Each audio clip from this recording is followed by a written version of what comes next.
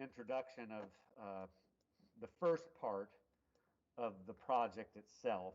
I mean, technically, the studies were part of the first part of the project, but this is the first stage of developing an idea.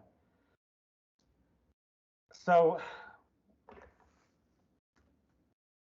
when you're starting an image, it's always a good idea to do studies for the image.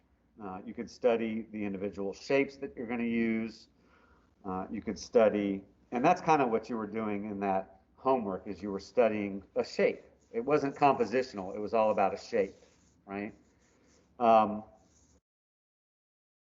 You can study things compositionally. And to me, that's the most important phase, is how do I make decisions about where things are on the page, how big they are on the page, how do I make decisions about depth, how do I create overlap, how do I create diminishing size or scale change to indicate a sense of depth, so forth and so on.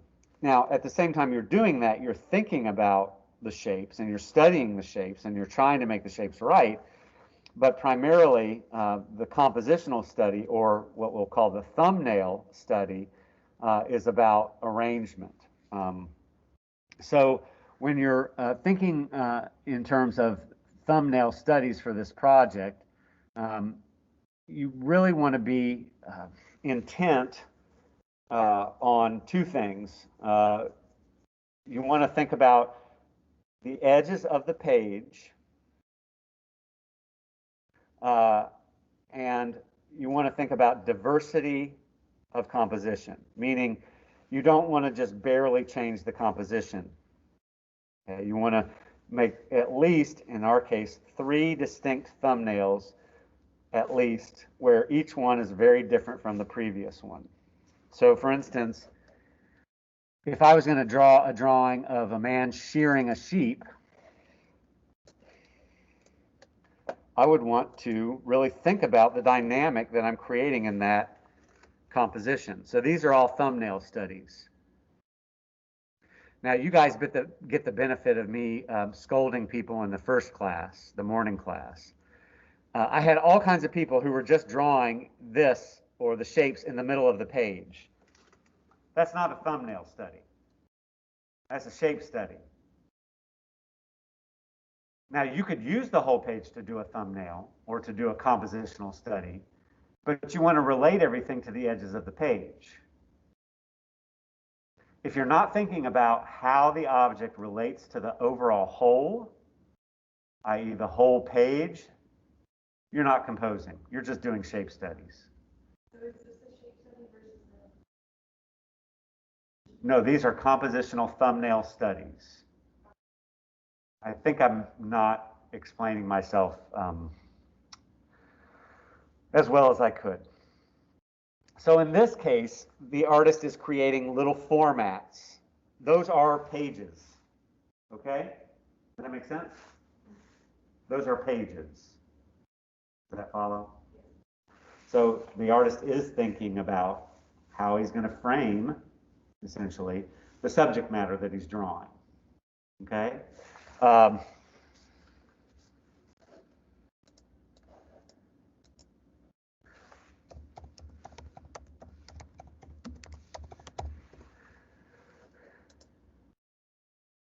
This is not a thumbnail.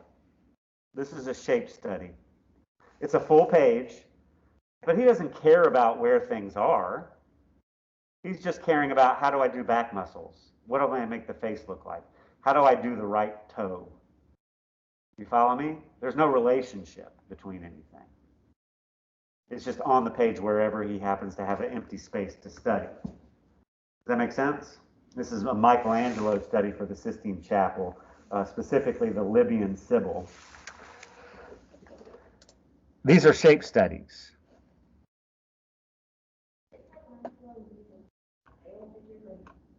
Yeah, the question was, did Michelangelo use male figures for females? And he did, because he wanted to accentuate the musculature. So you'll notice that this figure has a very feminine face, but a very masculine body. So he was like one of the first superhero artists. You know, they always exaggerate the muscles in the superhero comic books. So Michelangelo kind of started that. Now, a thumbnail study is where we're actually thinking about the format. Now, when I say format, like a square versus a rectangle, a vertical versus a horizontal, longer than height versus equal in height and width versus shorter in height and width. Now, we're doing compositions that are kind of a natural rectangle. So if you do thumbnail studies and you make your thumbnail boundaries a square, that's really dumb. I know that's mean to say that. It's not smart. Doesn't that mean the same thing? Well, sort of. Because when you transfer it, like if that's your thumbnail and then you transfer it to a page, all the relationships are going to be different. Or you're going to have big gaps at the left and the right side. Does that make sense? So you want to make sure that your thumbnails are the same proportions in height and width to the page. So these are all proportional thumbnail studies, okay? Now what I was saying is you can either do multiple studies on one page. These would probably be about 2 by 3.5 or something like that in proportion. Or you could do, you know, 2 larger ones that are 4 by 6 on one page. Or you could do a whole page thumbnail. In other words, don't do a boundary box, just draw it to the edge of the page. I don't care. As long as you're thinking about the edge of the page, then you're doing a thumbnail. Does that make sense? Yes. For our hands. Well, no, it's the Humorous Hands project. So, for instance, with this project, I just want you to notice, number one, there's one negative. They're all vertical. So there's not a lot of diversity in the format orientation. So vertical orientation versus a horizontal orientation. But I want you to notice how each one is distinctly different.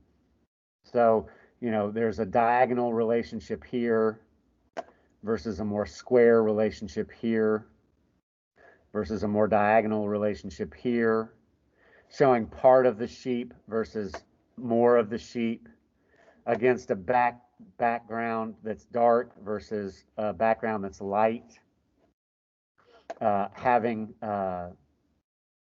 you know, more of a open or a closed composition versus more of an open composition where things are more radically cropped, not showing all of the sheep, showing the subject matter from the side versus from the front.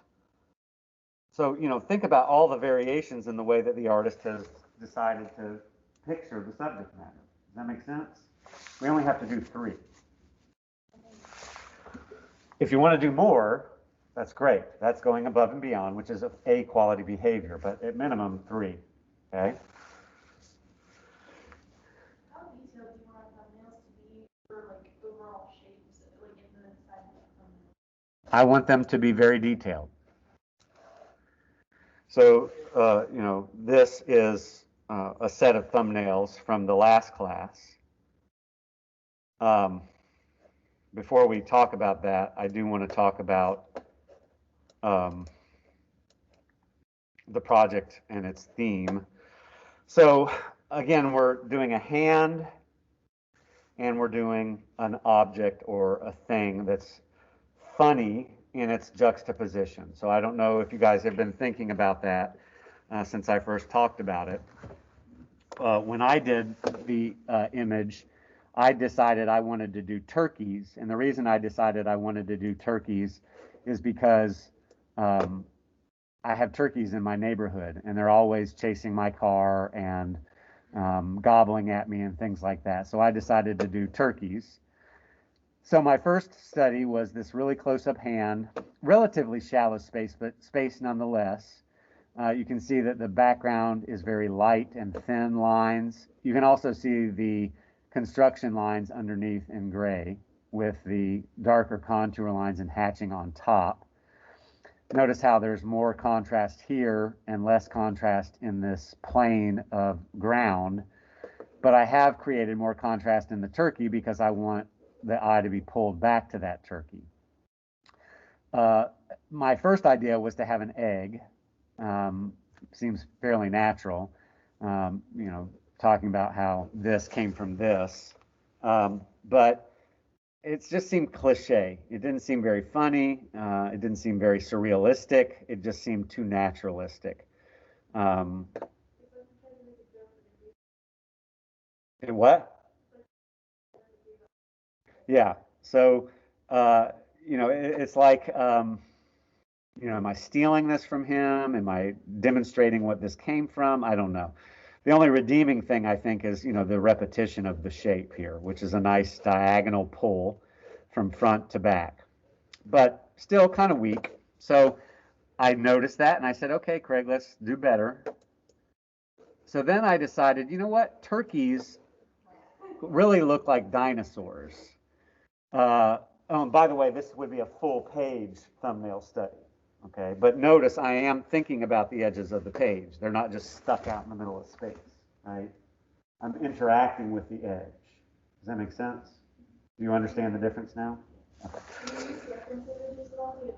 Oh, of course. Yeah, we'll talk about reference in a second. Um, so again, I've got the space, lighter lines in the background, darker lines in the foreground. Here I've got a little more foreshortening, right? The hand is going back in space.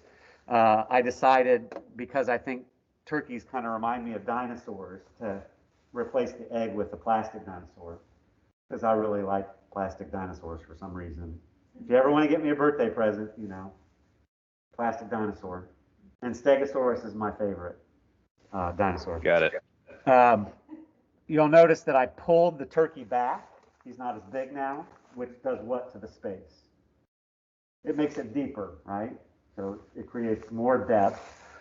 I still hatched him more so that he had darker values, but you'll notice that the lines and the values and the lights up here are much darker and thicker and lighter than they are back here, so the hand still comes forward, both because of scale and because of contrast of value. Okay, so I am thinking value.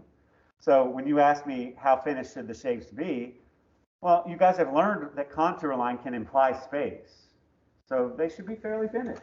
You know what I mean? Not perfect, but detailed, thinking spatially about weight of line and maybe hatching too.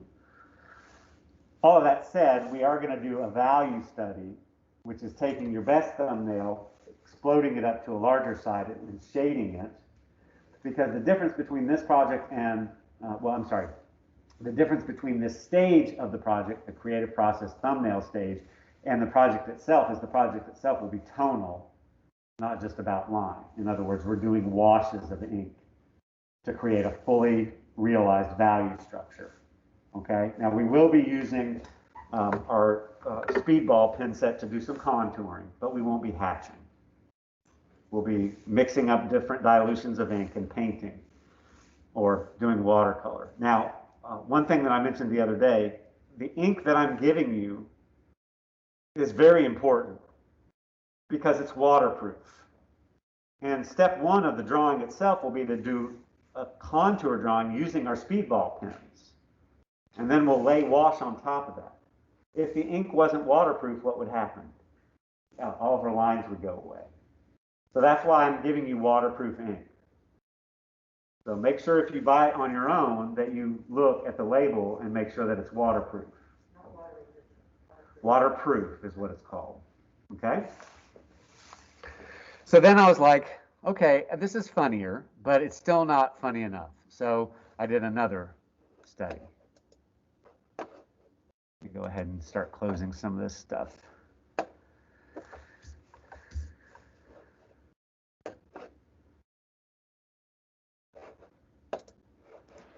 If our ink isn't waterproof, do you just want us to wait until we get the waterproof ink?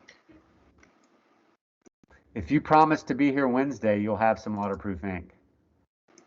I will be here Wednesday. I was just going to go buy some.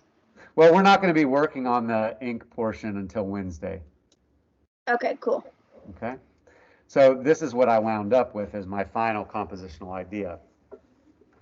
So I've got extreme foreshortening in the hands, which is much more dynamic compositionally.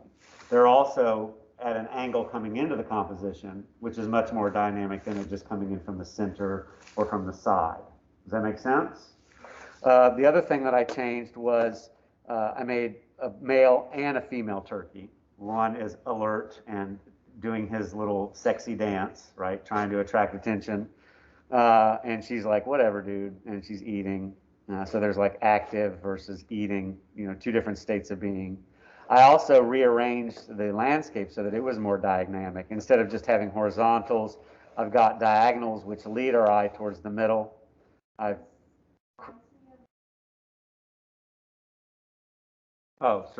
she said it reminds her of The Persistence of Memory by Salvador Dali, which, we looked at surrealist art, right, as a inspiration for this project. Um, Notice how the lines get thinner as they go back, like a very thin, broken line back here. Even the plants are lower in contrast and smaller.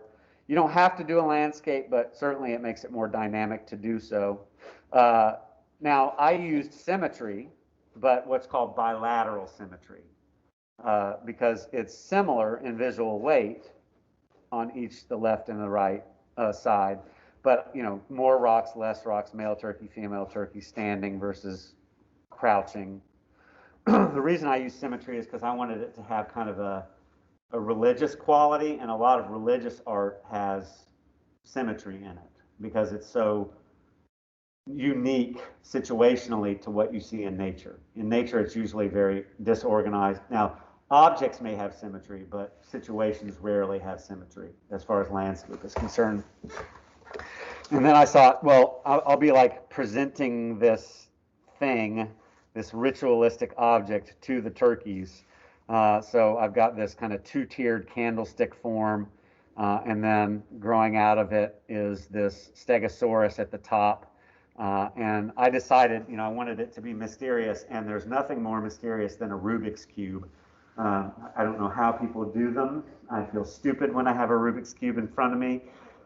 It proves my laziness as far as commitment to intellectual pursuit of that kind. I'm not lazy in other areas, but I hate them, but they're also very intriguing to me.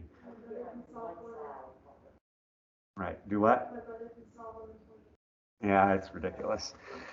So, it's the juxtaposition of weird stuff, basically. So this kind of quirky image. Notice how all of the lines trail off as they go behind the hands. Notice how there's more contrast of light and shadow up front, less as you go back. Notice how as these objects go off the page, they kind of fade out instead of just a blunt stop at the page, which helps to kind of focus our eye towards the middle, right? So these would be my three, and then I would choose to do this one. And then I would blow it up to a larger size, and I would do a value study on top of it. And that's what we're going to be doing over the weekend. In class, we're going to do some thumbnail studies. Now, I just wanted to show you this artist from our class period just prior to this. So she decorates the tops of lava lamps, which is really weird. I don't know why she does that, but she does. She's an interesting bird for sure. They're weird. They're just weird. They're very surrealistic. Like this one's kind of interesting. A teapot upside down with a wizard's hat. Might be interesting to have like something pouring out of it. I don't know what. Uh-huh. Oh yeah. Well, it's got an eye there, right? So this is all well and good, but let me make some points here. It's going to be more dynamic, and this is where you think about axis. So instead of having the hand here, what if the hand was coming from the corner and was at an angle and was holding the object? Does that make sense? You see the difference? Just that one move creates a provision for more depth, for foreshortening, and for diagonality. And diagonality always creates dynamic. Okay? If you want a dynamic image, diagonals will provide dynamism. It doesn't mean you can't have a vertical orientation, but the more diagonal something is, the more interesting it's going to be. Does that make sense to everybody? So think about that. The other thing, would be if the hand was coming in here diagonally, what if this, instead of being vertical, it kind of swang in the other direction? So it implied that it was moving in space or swinging across the field. Now another student, and let me just pull up, I don't know if I'm going to be able to do this, but let's hope.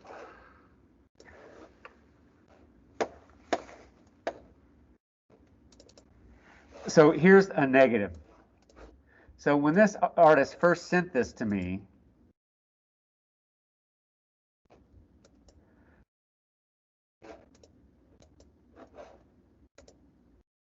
that's what they sent. That's a shape study. That's not a compositional study. Do you understand the difference now? So it's just sitting out in the middle of the page. Now, nice hand, nice moon shape, but it's just sitting out in the middle of the page, doing nothing. That's not a compositional study. And one more instruction, and I think I will have to come here.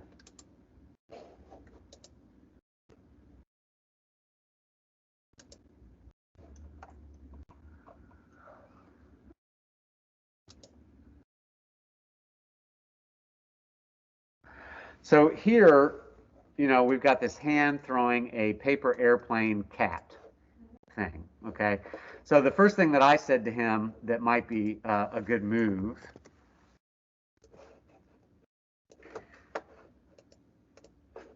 would be to number one,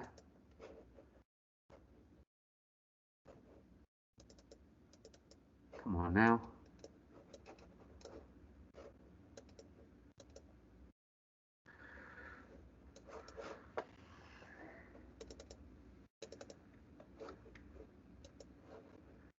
Maybe give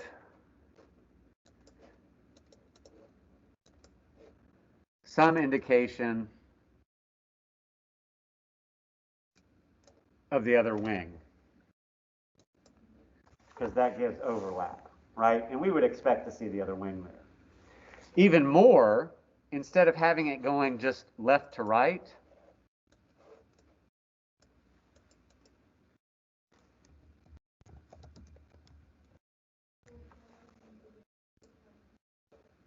what if we had it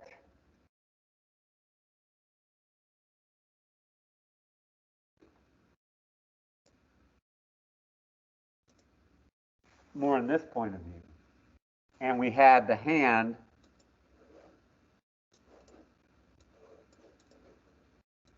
coming in from here, throwing it at us? You could even have the cat like, screaming or something. You know what I mean? That would be funny and more dynamic. You understand what I'm talking about there, adjustment-wise? The other thing that I would say is that he's done something very typical of beginning artists, and that is he's put these shapes in their own discrete spaces instead of overlapping things. So, to have maybe a smaller cloud overlapping the sun or the moon or whatever it is, to maybe have a larger cloud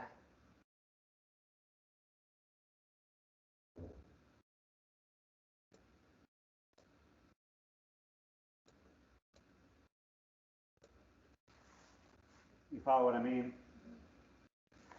You might even have like some smaller clouds, and of course we need to have even more broken lighter lines for those clouds to receive. But to have those, in the background. And I think especially, having these clouds going off the page so that it's not just everything in empty space. Does that make sense to everybody?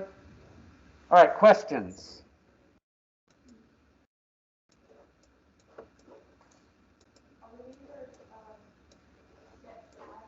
Yeah, so you're doing this in your sketchbook, and you can do, all three on one page, or you can do one on one page, one on another page, one on another page, or you can do two on one page and one on the back. I like a 4 by 6 inch format because it's not too small and it's not too big. Do you have to get out a ruler and measure that? No, but around 4 by 6 inches, like a small letter envelope. Okay, so that's what we're doing. So start doing. And then I'll give you some minutes, and then I'll start asking you to send me some images so that I can critique. Okay? Okay, Laurel Drummond? Yep. Okay. I have a question. Sure. What if we don't have our ink yet? Well, you'll be here on Wednesday, right? Yes, sir. That's when you'll get your ink. Okay. So for this stage, you don't have to use ink. You can just use pencil, or you could ink over the pencil with your Tombow/Micron pens, or if you have a Sharpie, you can use that. Okay. But the actual ink we won't start using until Wednesday. Okay. Cool? Yes, sir. Any other questions? Yeah, like this person, Ailey, she only used, just her Tombow pens, which is fine. Okay,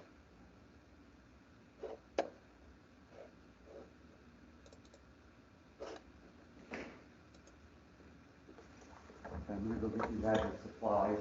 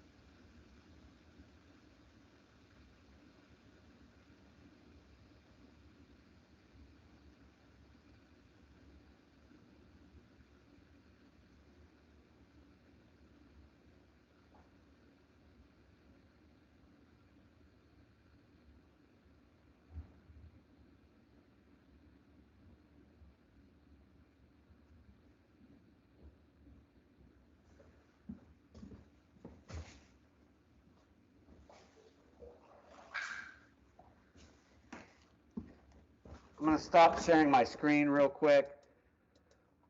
Those of you who are coming in to get the pencil set and or other things like the paper,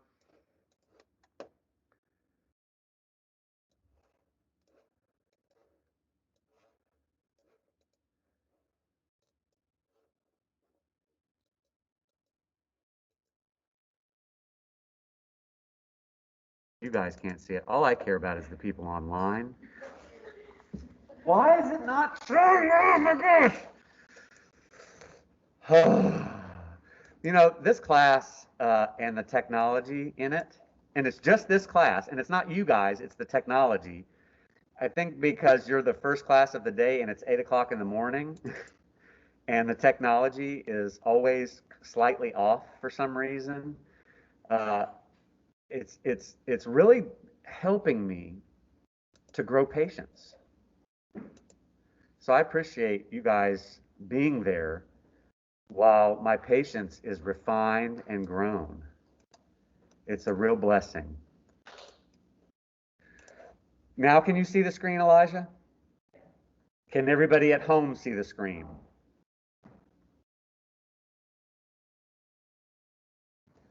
Yes. Okay, thank you. So here's Blake's, and I think it's great. You know, he's already starting to ink. I like the technique that he's using. It's hilarious. It makes absolutely no sense whatsoever. One thing I would say, Blake, is if this is the point of view, it probably would be nice to see.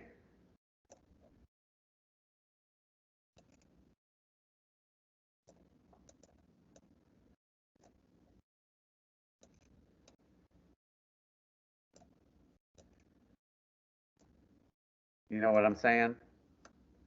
Yeah, I was trying to figure out where that second wing would be. Does that make sense? How it's looking? Yeah, it does. So, you know, what you would do, Blake, is you would look for an airplane in a picture. Okay. So you would say flying airplane. And again, this goes to dynamics.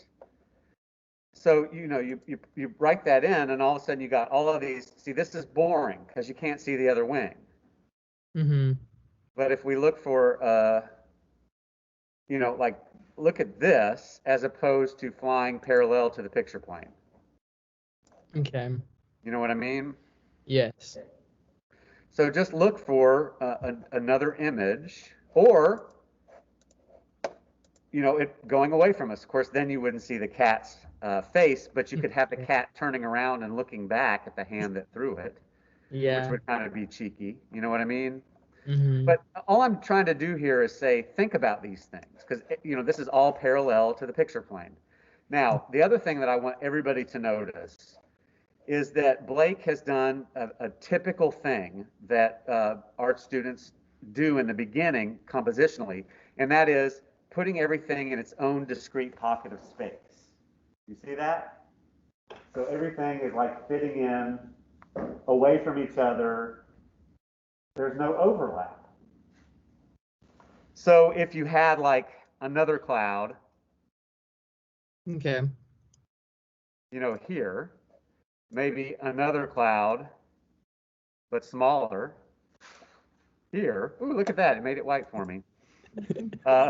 Maybe another smaller cloud here. And then maybe instead of this cloud being like that, have it. Okay. You know, going off the picture plane edge. You see what I mean? Yeah, I see. So that way you've got more of a dynamic. In fact, like with this cloud, I might, you know, move it so that it's being overlapped by the big cloud. So this line would be on top of this line. Does that make sense? Yes, sir. And I'm not saying that you have to shape the clouds like I'm shaping them. I'm just trying to give you a philosophy of layering of space instead of fitting everything into a pocket of emptiness. Okay. So, you know, overlap is one of the most important visual cues that indicate space. Yes, sir. Okay? And that makes sense. That looks better.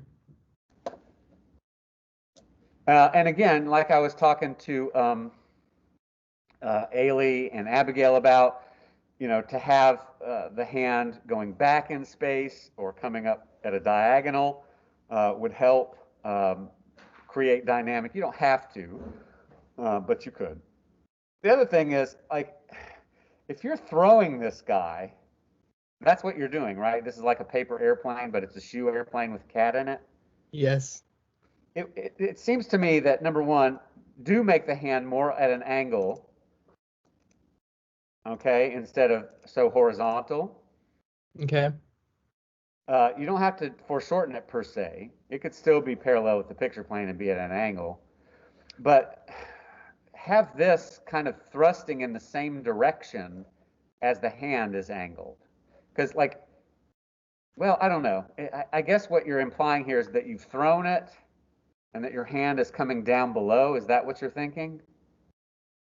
I just looked up a picture of like a hand throwing a paper airplane, and that's the Uh-huh. angle that the both of the airplane and the hand was at. Okay. Well, that's okay. I'm just thinking out loud. You know what I mean? Now, Yeah. did you have another image that you sent me? It's the same thing. The first time it wouldn't send. Oh, okay. All right.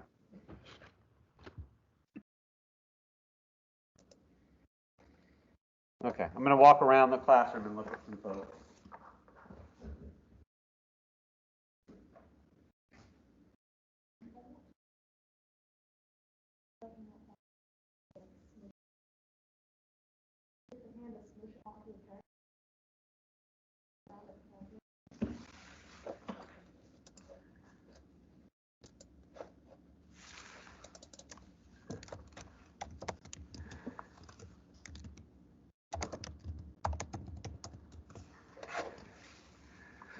No, not a hand balloon.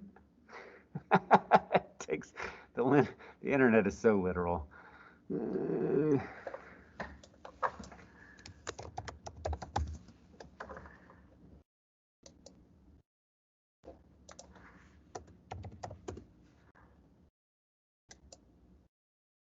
Here's one, but it needs something underneath it, is what you're saying. So a frontal view like this, but something underneath it. Well, what you could do is take an image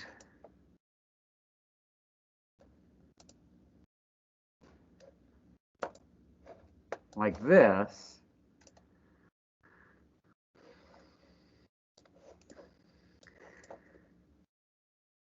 Oh, it's not going to let me. Hold on. I know ways around their sneakiness.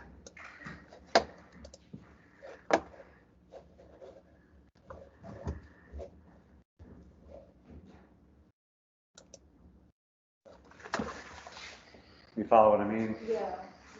So, you would use the bottom hand or the top hand, whichever one felt more like what you were looking at, and use that as a not direct model, but indication of the way. So like each finger there is pushing in. Yeah. So what if you just made it a bigger shape Yeah. instead of four individual shapes? Does that make sense? Yeah. And then the other idea was to do a needle pressing into it, and I actually found a picture of a needle pressing into it. So the hands don't look good at all, but Not it's cute. just Not not bad. bad ideas. And then I was just gonna draw this thing horizontally because I think I'm gonna stick with this one. Well, make sure that you don't have this guy resting on the bottom of the page, first of all, Mm-hmm. to try to give it more space. Yeah. Um, So should I do that? yeah, probably a little bit, Okay. a quarter of an inch or so. One thing I do like about this composition is you do have more diagonal kinds of axes. So you could have a hand coming in from the top, holding the balloon, pushing it towards that, Mm-hmm. and then this could be horizontal because you have a diagonal. Or instead of having the balloon just like this, you have the balloon at an angle with the hand pushing it down. Does that make sense? For like a corner. Well, I don't generally like to go from the corner because the corner is accentuated when you go from precisely the corner. So I either like to come in, I don't touch anything. No offense to you, I'm just trying to be careful from my perspective and your perspective. So hard to remember that we're all lepers now.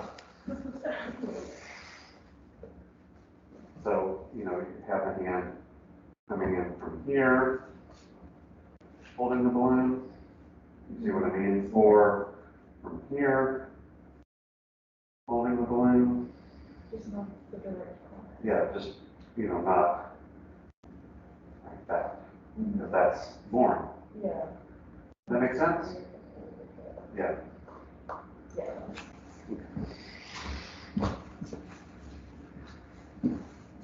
So one thing is, are you thinking of the page and the edges of the page as you place this? Or are you thinking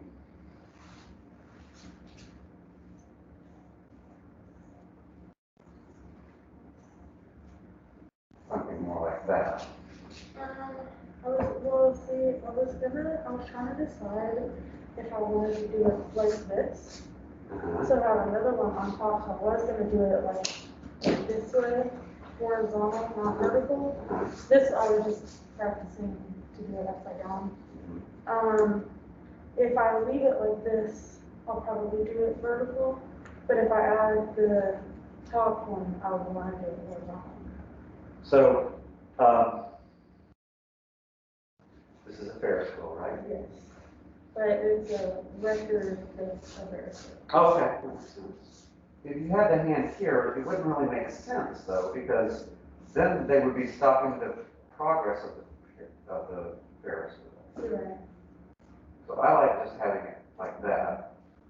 Now, one thing I would do, and this is going to be kind of awkward, but having the music instruments starting, or instruments, notes, starting smaller here, and then getting bigger as they come forward, you know. And I'm not drawing this because it would be there. I'm just drawing it to indicate, Okay, so you know, that they'd be small here, and they gradually get bigger. And, you know, maybe think about, you know, have some overlap, yeah. others, so that there's more depth happening. Yeah. Is this actually going to rest in the palm? I wanted it to like float, but I don't know. You can have it on a piece of cake. Yeah. Since everybody else has it on a piece of cake. I feel bullied.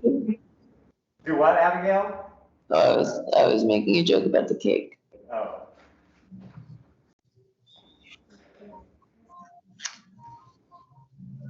When you get the chance, I've changed it a little bit and I sent in another picture.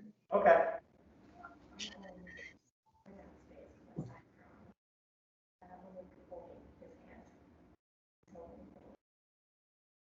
Oh, I see. All right. So you're like layering two compositions on top of one another. Yeah. Okay. That's kind of confusing. Yeah. So I would prefer it if you did your thumbnails in discrete, separate pages, because like this is what I was telling her is, you know, like get rid of this. That would be the composition. Look at all the empty spaces. Unless this was the composition. Yeah. Does that make sense? So you always want to think about how the objects are relating to the edges of the page. That's kind of what thumbnails are all about, how the dynamic of the objects against the negative space are arranged, both so that we can see the size and scale of the objects, and so that we can see the relationship to the edges and the spaces in between the objects as negative spaces. Okay. Does that make sense? So like this is a negative space. And it's strong because this is close to the edge of the page. There would be a very weak negative space over here, that object wasn't there, if this was the format of your page. Does that make sense? Yeah. So I like your ideas, it's just kind of hard to see from a compositional point of view, Yeah. the arrangement. So this is emergent from who? No, so his hand's gonna be up top. I was originally gonna do it this way, but then I made my hand too big. I'm like, I don't want to erase that because I love that hand. Uh-huh. So my hand would be on top, holding his hand, so then Winnie would be down here. So do sheet of paper, draw that here, Mhm. but think of this as a whole composition. Yeah. Here you're thinking more composition. Okay. Does that make sense? So I like your idea, I just want to see a compositional example Okay. where it's arranged. Could I have, and this isn't super important, but could I have like a song name on the edit? That's fine, but maybe look at an example of a record to see, how the text would be arranged and things like that. What's the song? No hands. I don't know that song. It's a fun song. A fine song. Okay, so the original plan was to do something that's like canceling a balloon animal. When I saw that, those examples from most of the work up there, how to make it more like dynamic, I thought this having like the balloon animal from the side is kind of boring. Which is also why I decided not to go with this one. So more like this, where Yeah, it's coming from an angle. I'm thinking of combining this with this image. Okay. Maybe like she's petting an actual dog. Okay. Balloon animal. Okay. So I'm trying to combine these two images. The drawing. Okay. This is from the side, this is from the front. Yeah, I can't find an image of the balloon animal from the front. Oh, what is this? That's pretty good. Yeah, I was wondering if I'm not sure if that's like actual rubber, if it's like metallic. Doesn't matter. I mean, you could use this shape and put the blue balloon texture and value scale on that. I'm also thinking of just getting an actual balloon dog, because I know how to make these myself, but I just need thinking of getting an actual one to use that as a reference on my home. But I like that plan because there's overlap. It's more short. What would you say about this? I like it. Yep. Go with that one.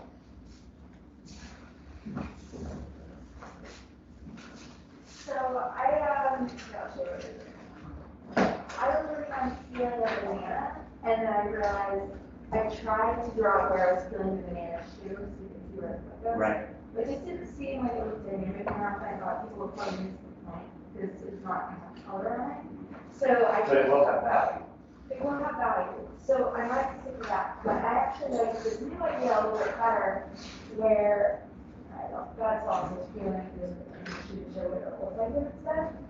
I like the foreshortening of the banana shoe. I also like that you've got a bounding box around it, because that's more compositionally interesting.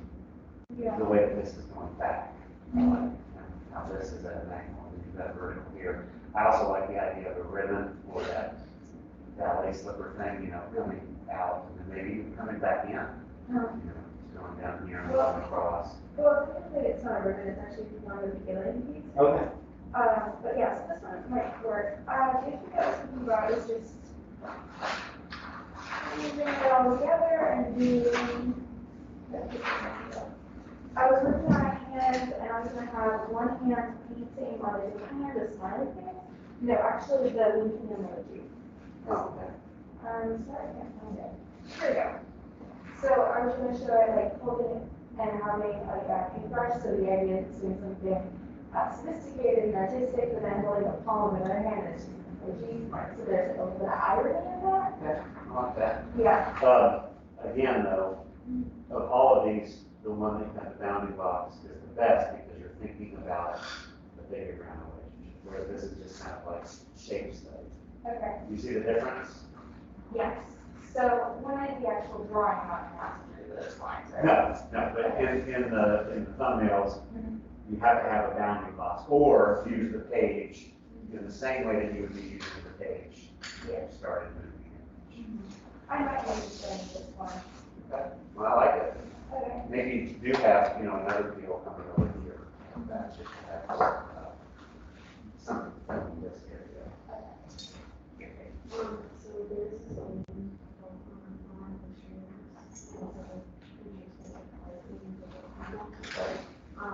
so I started now with like the car in the funeral, but obviously it's not probably, it's not, I'm not looking at it as if there's supposed to be results and which is like our subtable. Okay. What does it say? How are we really? I like the overlap, I might increase it. Yeah. To have it overlap with page one, this part of the page. Okay. Five. What's this? So that was like a Roman bust, but it's like our theory expressions and some expressions. Oh, yeah. I'm trying to figure out, like maybe put a mask. Oh, yeah. Because otherwise we don't really know. Yeah. Okay. But I give one. All right, we're running out of time. Starting to. It's only 9:30. Anybody online got something for me to look at? I do. And I sent one too. Okay.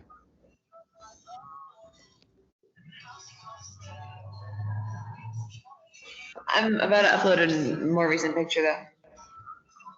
Yeah, I like this one, Abigail. You could indicate hand. Is this a thumb here? 1 second. Potentially. Yeah, I'm thinking about it very hard. This is the more recent picture though. I adjusted the perspective a little bit.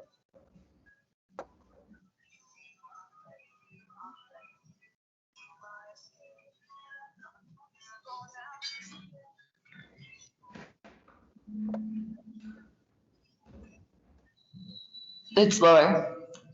It's what? It's at the bottom. That's That. it? Yeah.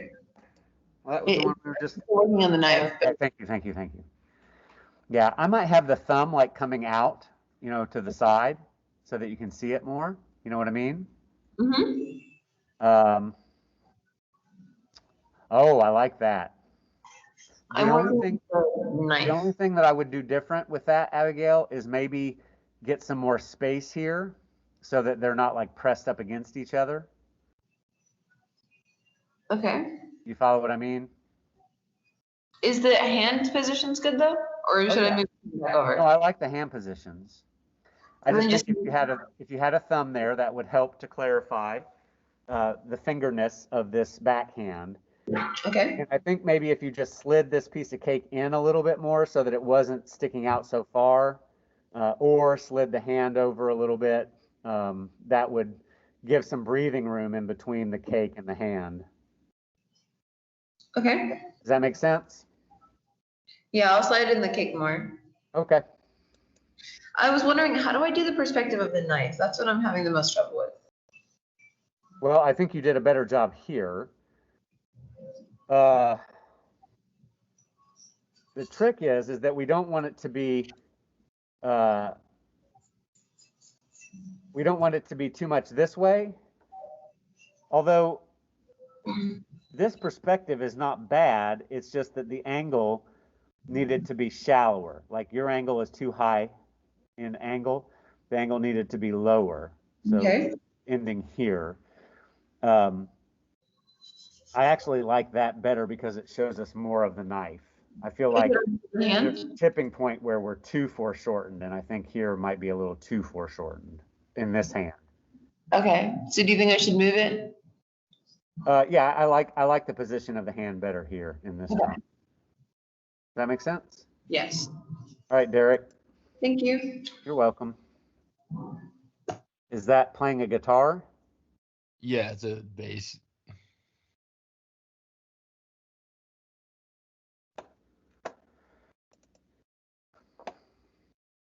What's that little thing? It's like a pick for my hair. It has a fist at the end of it. Oh yeah. So why is it just kind of floating there? It was laying on my bed, and I just kind of drew it from there. So is this going to be the surface of your bed? I'm still trying to figure it out compositionally, but I did like the angle Yeah. of Yeah, I the like the hand angle and the too. guitar. Did you find an image that shows that? Oh no, that was just from my hand. Oh, so you were looking at it. So you could take your own picture. Yeah, because I mean, it's going to be important that you get the perspective right, obviously. I feel like the guitar is mostly right. The pickups are a little awkward. Um, but like, unless you give it some kind of indication that there's a surface back here, it's weird because it's like that hand is just floating. Meaning this. Yeah. So you could have like drapery back here, so that it looked like it was sitting on your bed, actually. Or um, if you wanted it to float, like what am I seeing here? These little traces. Oh, I was kind of messing around. That wasn't really supposed to be anything. Oh, okay. Yeah. Yeah, I'm not sure about, it's not that I don't like the object. I like the object. I'm just not sure about how to relate it to what we're seeing here. Yeah, I'm trying to find out like what to do like with the because I thought the hand at the end of the fist would be kind of cool to bring in with, actual hands. Yeah. So I'm trying to find out a way to like What if instead of a guitar pick, you were using the hair pick? Get it? Guitar pick, hair pick. yeah, And you had the hair pick down here and then the little fist up here. You follow me? yeah, That would be weird. that'd be pretty cool. Because, I mean, that's kind of the joke, isn't it? It's a pun, a visual pun. Hair Right. pick, guitar pick. So use the hair pick as a guitar pick. That'd be pretty cool. Yeah.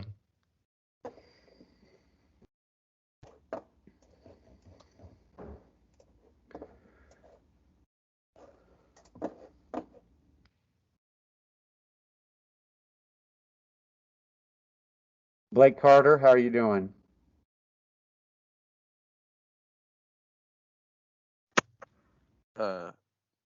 I'm still in bed. Do you understand what's going on? I mean, are you doing what we're doing, or what are you doing? Trying not to throw up right now, Oh, okay. but I You understand what's understand? going on, yeah. Okay. All right. So over the weekend, guys, what I want you to do, and Courtney, I haven't forgotten about you, but if you want me to look, you need to send me something, okay?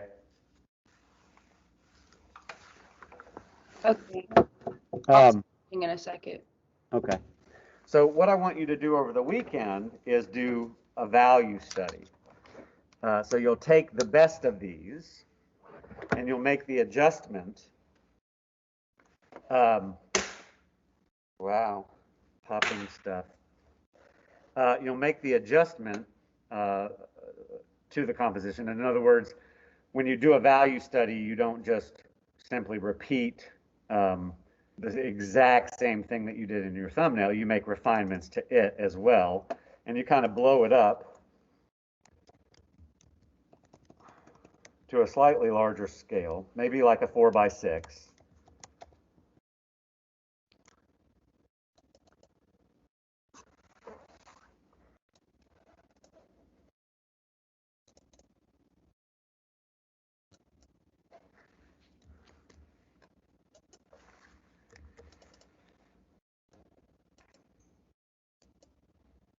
And you just simply do a value study.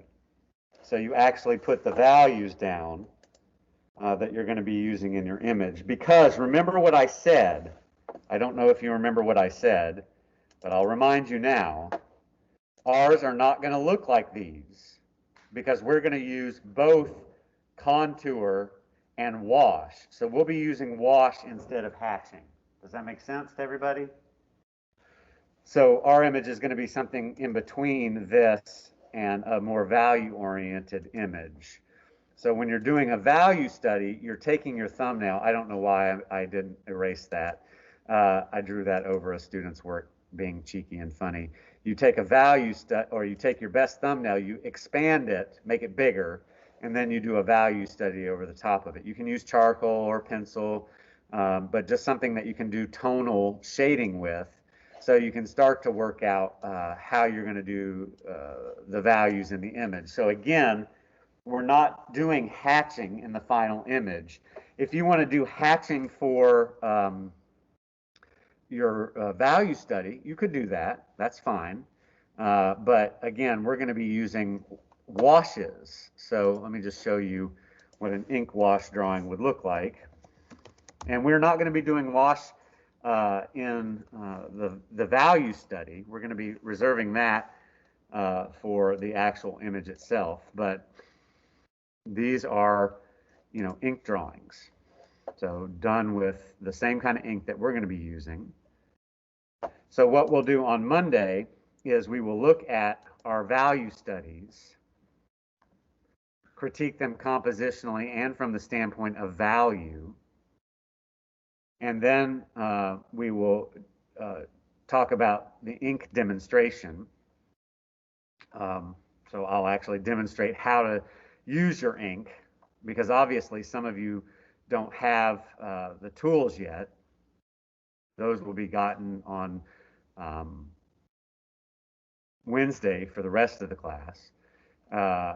So, we'll have to wait until Wednesday to actually start. But you can just see, in these images how things that are darker come forward, things that are less contrasting tend to recede back in space. So, our object and hand in the foreground will have higher contrast, and anything that's in the background will have lower contrast. Of course, you see a lot of ink and atmospheric perspective in Chinese landscape paintings. So that idea of contrast, pulling things forward, lack of contrast, pushing things back is something that we'll be exploring in this image, though some of us will have shallower space than others. It's not that you have to have a background. It's more about, how to use ink to create space, dimensionality, both in the masses of the individual forms, as well as in the background if you have a background. So I want you to do a value study. So this is like the second part. Once you've done the thumbnail, then you take your thumbnail and you do a value study. You think about how you're going to arrange the values in your composition. You're going to have a dark background, a light background. What is it going to look like from the standpoint of value? So these would be examples of value studies. They're using paint. Okay, so this is taking the thumbnail and injecting value into it. But you're going to be using pencil and or charcoal pencil. Does this make sense to everybody? How about you guys online? So we're doing a value study over our favorite thumbnail, you said? No, that's not what No. I said. I said you're going to take your favorite thumbnail and you're going to draw at least a 4x6 format. That's 4x6 inches in your sketchbook. You're going to transfer your favorite thumbnail to that 4x6, and then you're going to shade it in. Okay. Does that make sense? Yes. What did you say? You have the choice of how you shade. You can either use hatching, or you can use charcoal or pencil to do shading, tonal work. Okay, so this would be an example of a value study. And see, by looking at this, I would say to the artist, oh, you need to push this darker so that we can see the top of this bold part that's blending into the background too much. You need to put darker darks here in order to bring this forward and this forward.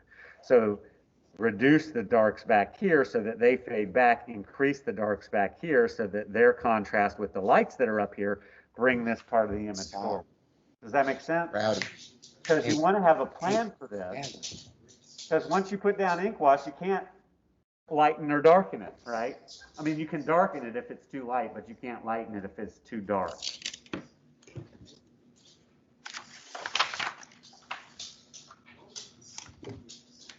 So this would be an unfinished value study. And that's because it's too linear, right?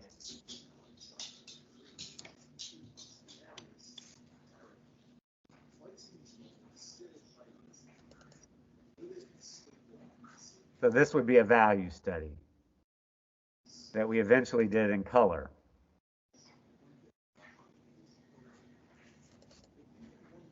This would not be enough of a value study. It's not complete enough.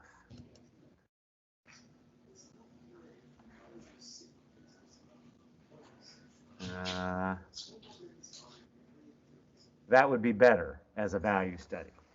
Okay? And just to show you, so eventually,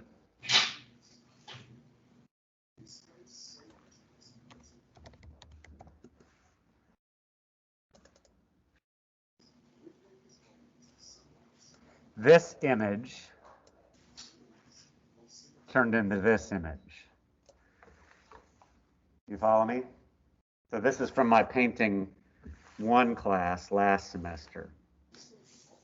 So the artist did thumbnails.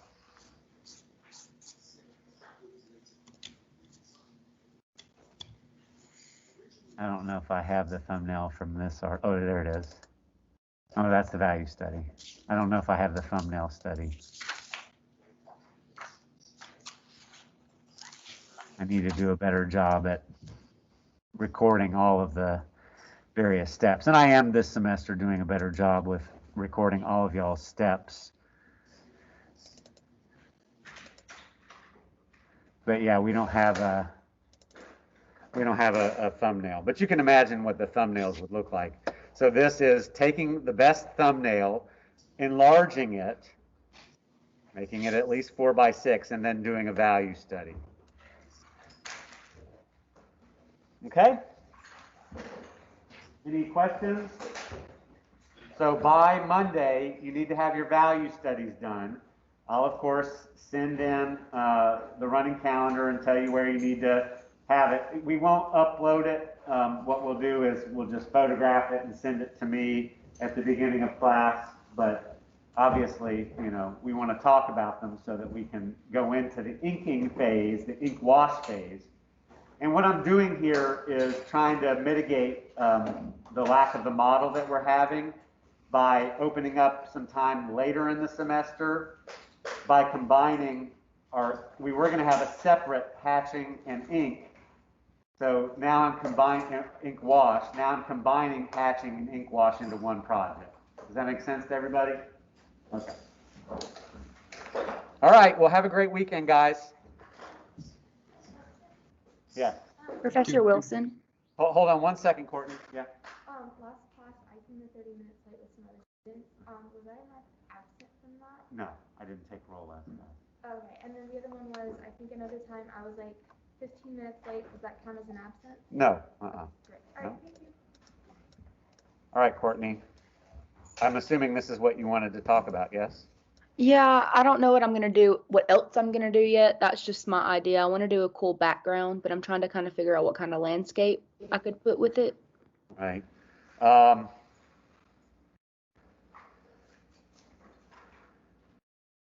You could do the interior of a McDonald's. I'm just being silly, but one of the things I want you to be aware of, and I've already scolded some other people, a thumbnail has to have a boundary box around it. Okay. Otherwise, you're not thinking compositionally. This is more of a shape study. So if you're going to do a shape study, do that separate from your value study. Okay. I mean, thumbnail study. So, you know, compositionally, this would be bad because there's too much negative space around it. The idea is fine. It's just the composition that I would be worried about. If Yeah. we zoom in more like that, now we've got more of a composition happening Yeah, that because looks we have better. more of an awareness of the size of the page. And Mhm. if you did a background, you could have it, behind and going off the page. I don't know. You could have a background of marbles. Mhm. That might be kind of funny. Or some other round object that's not the moon. I'm assuming this is the moon, right? Sir. Does that make sense, Courtney? Yeah. Okay. All right. Anything else? Does the hand? It took me so long because I was struggling drawing the hand that angle. Yeah, no, that's a good rendering of the hand. Okay. All Awesome. right. Thank you. Mm-hmm. Blake, did you have a question? Oh no, I was just drawing and forgot to get off. Okay.